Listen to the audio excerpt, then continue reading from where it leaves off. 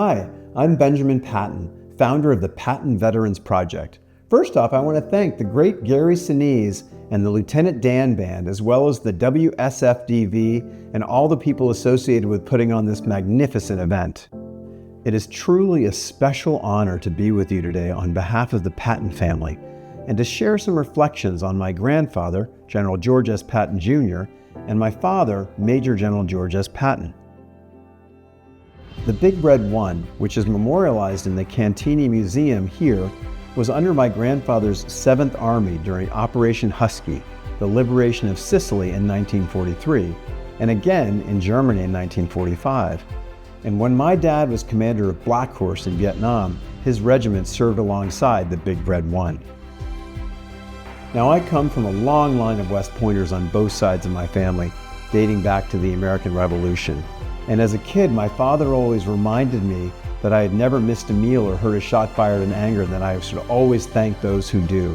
So I want to say thank you to all the servicemen and women, as well as the military families here with us today. Many people are much less aware of my late great dad.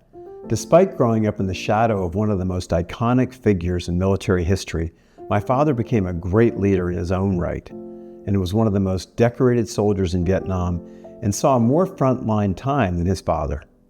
And while they were Protestants, my father and grandfather believed in whatever worked to move the ball forward, whether it was a weather prayer by a Catholic priest or an ode to Zeus with the words like, "Protect us from evil spirits and kill us in daylight if you must."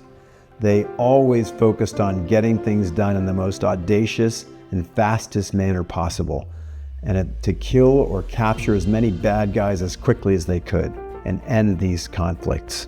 They also believed in reincarnation, and in one situation at a costume party, my grandfather and grandmother dressed up as King Arthur and Guinevere in 1939. Also, the two generals are the only father and son that have ever commanded the same division. And this was the 2nd Armored Division, also known as Hell on Wheels. Here is an interview my father did in 1977, really at the height of his career.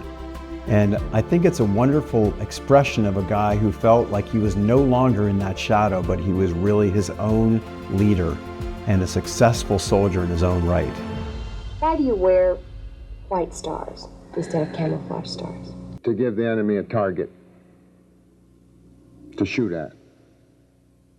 In other words, if it goes, if we have a war, to flaunt myself in front of them and give them a target. Now that shocks me. I'm sure it would. Did you intend it to?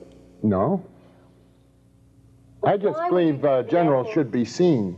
But you're serious about giving the enemy a target? Yes, that's right. I don't believe that we have certain people around here that won't wear their insignia in the field. And not in this division. Although I did run into one the other day who now wears his insignia. But I believe in letting them know I'm around. Is your life not more valuable than all of that?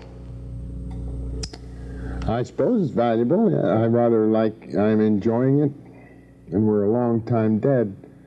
But I happen to believe that I should set the example and be seen. I should not only be seen by the frontline soldier, but if I show the enemy these stars, that shows them that I have a certain disdain for their accuracy of fire, whoever they are, and I in fact do retain that disdain. You're not... I don't think they're 9 feet tall. You're not going against Army regulation in wearing the white stars. I'm sure I am. But there are other people who wear funny things to their uniforms, too, that also go against regulation. Suffice it to say, no one has ever spoken to me about this. Suffice it to say. And I'll continue to wear them until I'm ordered to take them off.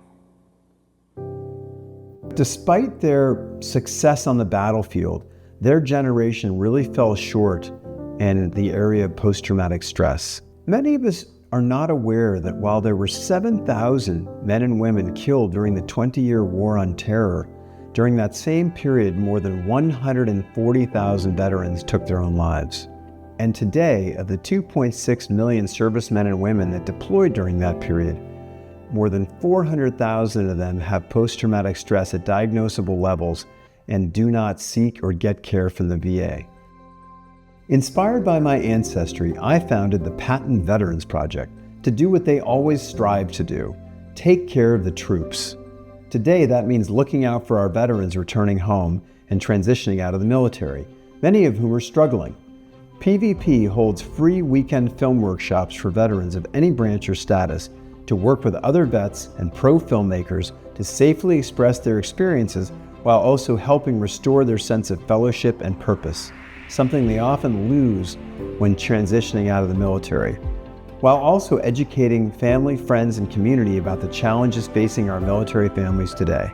If you or a military spouse or other veteran that you know is interested in participating in one of our workshops, please visit pattonvets.org. As a civilian, I feel that events like this are really signposts, like July 4th, Independence Day, or the Veterans Day, or Memorial Day, or Flag Day, or Patriots Day. These are signposts that are not meant to be the only days we support veterans, but rather they're meant to inspire us to support veterans every single day.